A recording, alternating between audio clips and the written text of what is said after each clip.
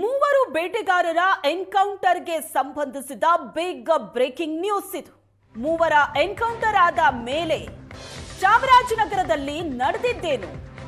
Encounter ಆಕ್ರೋಶಕ್ಕೆ ಅರಣ್ಯಾಧಿಕಾರಿಗಳ camp ಅನ್ನ ಸ್ಫೋಟಿಸಿ ಪ್ರತಿಕಾರ ತೀರಿಸಿಕೊಂಡ್ರ?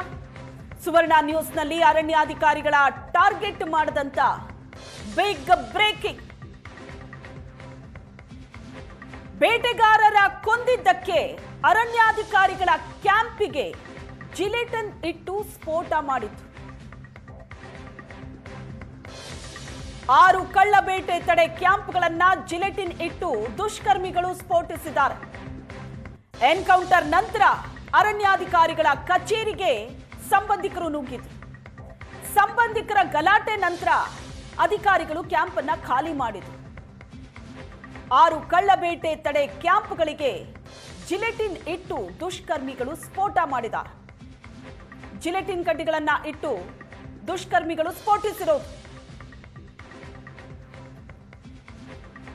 ಮೂವರು ಬೇಟೆಗಾರರ ಎನ್ಕೌಂಟರ್ ನಂತರ ಅಲ್ಲಿನ ಸ್ಥಳೀಯರು ಸಂಬಂಧಿಕರು ಬಹಳ ದೊಡ್ಡ ಆಕ್ರೋಶವನ್ನ ವ್ಯಕ್ತಪಡಿಸಿದ್ರು, ಪ್ರತಿಭಟನೆ ನಡೆಸಿದ್ರು.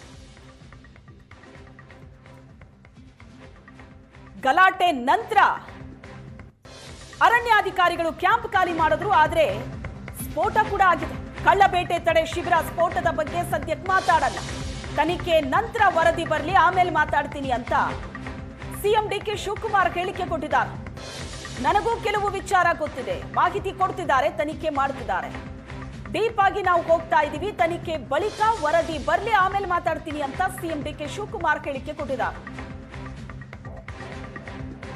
ಆಕ್ರೋಶ ವ್ಯಕ್ತವಾಗುವುದು ಸಹಜ, ಸಿಟ್ಟು ಬರೋದು ಸಹಜ. ಕಚೇರಿಗಳಿಗೆ ನುಗ್ಗಿ ಧ್ವಂಸ ಮಾಡಿದ್ದಾರೆ ಸಂಬಂಧಿಕರು ಮತ್ತು ಅಲ್ಲಿನ ಸ್ಥಳೀಯರು. ಆದ್ರೆ ಜಿಲೆಟಿನ್ ಕಡ್ಡಿಗಳನ್ನ ಇಟ್ಟು ಸ್ಫೋಟ ಮಾಡಿದ್ದು ಬಹಳ ಗಂಭೀರವಾದ ವಿಷಯ ಇದು.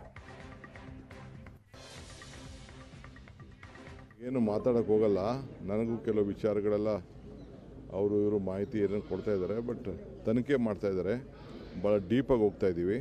ತನಿಖೆ ಮಾಡಾದ್ಮೇಲೆ ಅದ್ರ ಬಗ್ಗೆ ವರದಿ ಬರಲಿ, ಆಮೇಲೆ ಆ ವಿಚಾರ ಮಾತಾಡ್ತೀನಿ. ಮತ್ತು ನಮ್ಮ ಫಾರೆಸ್ಟ್ ಮಿನಿಸ್ಟ್ರು ಕೂಡ ಭಾಳ ಡೀಪಾಗಿ ಈಗಾಗಲೇ ಅದ್ರ ಬಗ್ಗೆ ಎಲ್ಲ ಎನ್ಕ್ವೈರಿ ಮಾಡ್ತಾ ಇದ್ದಾರೆ.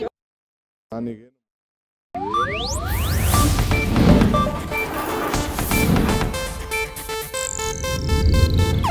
ಇದು ಏಷ್ಯಾನೆಟ್ ನ್ಯೂಸ್ ನೆಟ್ವರ್ಕ್ ಪ್ರಸ್ತುತಿ.